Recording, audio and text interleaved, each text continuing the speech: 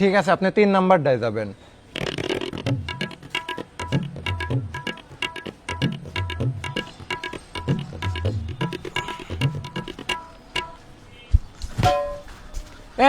ভাই এদিকে আসেন, এদিকে আসেন। আরে ভাই কি হয়েছে? কি হয়েছে মানে আপনি পকাত করে এদিকে আমার কোণে ঢুকে যাচ্ছিলেন। এটা পাবলিক টয়লেট না? হ্যাঁ, তে পাবলিক টয়লেটে মানুষ কি করতে যায়?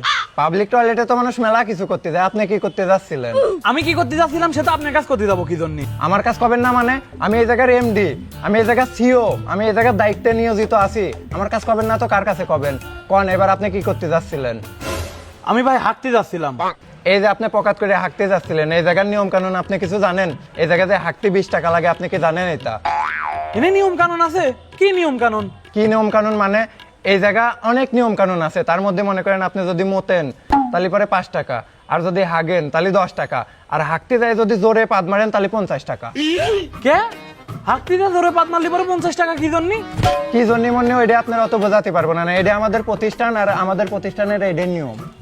তে বুঝলাম যে মূর্তি গেলি পরে 5 টাকা, হাঁকতে গেলি পরে 10 টাকা।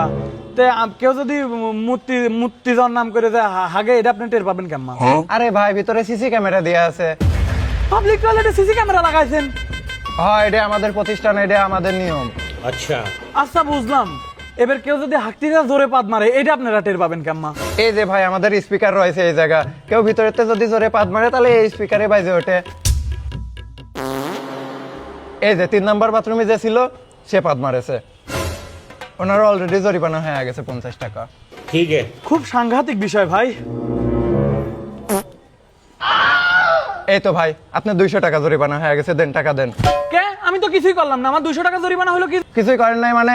এটা আপনি প্রতিষ্ঠানের বাইরে পাতেছেন, এটা আপনি মানে কি যেন বলে, পরিবেশ নষ্ট করেছেন আপনি, এটার জন্য আপনার দেয়া লাগবে 200 টাকা জরিমানা দেয়া লাগবে আপনার।